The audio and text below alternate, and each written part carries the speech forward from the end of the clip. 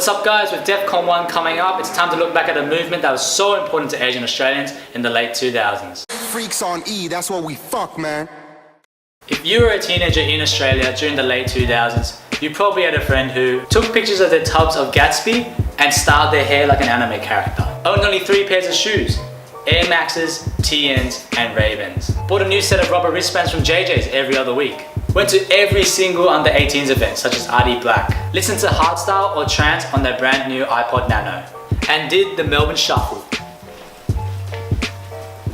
Melbourne Shuffle is a dance that originated in the city of Melbourne at nightclubs and raves during the late 80s and early 90s. By the mid 2000s, YouTube provided a platform for the community to grow by allowing aspiring shufflers to share and upload their videos of them dancing onto the internet.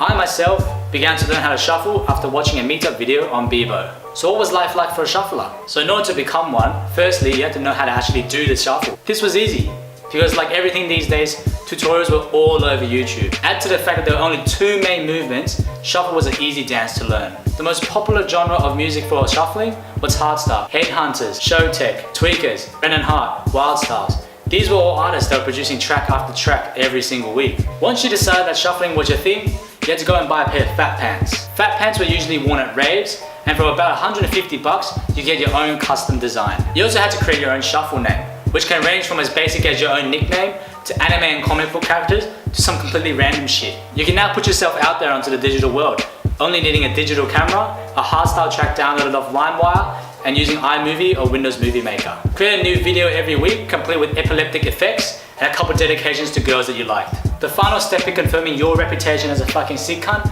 was to join a crew. One of the biggest signs that you've made it as a shuffler was when you got your own crew hoodie, complete with a large logo on the back and your name on the sleeve. One of the biggest things about being in a shuffle crew was the fact that you didn't have to head to shuffle meetups by yourself. Hello darkness, my old friend. In Sydney, shuffle meetups were large gatherings of TBs at Darling Harbour, usually on a public holiday like Australia Day or the Easter long weekend.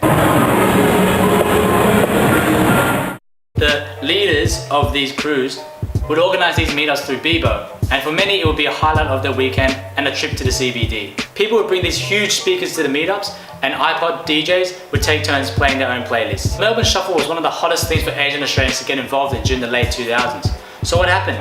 In Sydney, I think there are a number of reasons as to why the Melbourne Shuffle has fallen off the map. Firstly was the decline of Bebo. Bebo was the hubspot of everything shuffle related. All the early innovators and uploaders of the Melbourne Shuffle had a strong presence in Bebo, which helped grow and sustain the community. Once people started to move over to Facebook, they left the whole shuffle thing behind. Back then, Facebook was a lot more restrictive and limited in terms of what it could do. Another factor was the increase in availability of high definition cameras. This might not make sense, but if you think about it, one of the coolest things about the Melbourne Shuffle was the fact that people looked like they were gliding along the floor as a result of the use of fat pants, but also because their older cameras weren't able to have the frame rate to keep up with the movement of the body.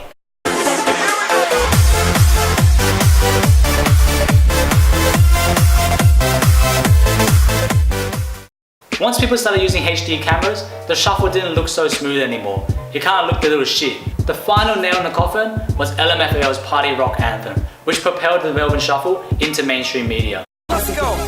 Party rock is in the house tonight. Shufflers were always a little bit alternate, and once the general population began to shuffle, the most devoted started to move away and enter other types of hard dance like the Hakken and the Muzz. The shuffle has now moved on to more gentler genres of music, including deep house and electro house. Whereas hardstyle shuffle was all about the hand movements, the new forms of shuffle place emphasis on very delicate footwork, which means it's much easier on the eye even without music.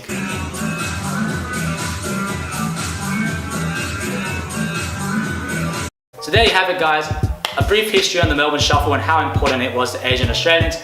I hope you guys have enjoyed the video. Don't forget to like, comment and subscribe, and have fun at Defqon this year.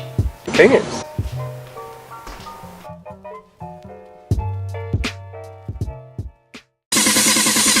Got you intoxicated.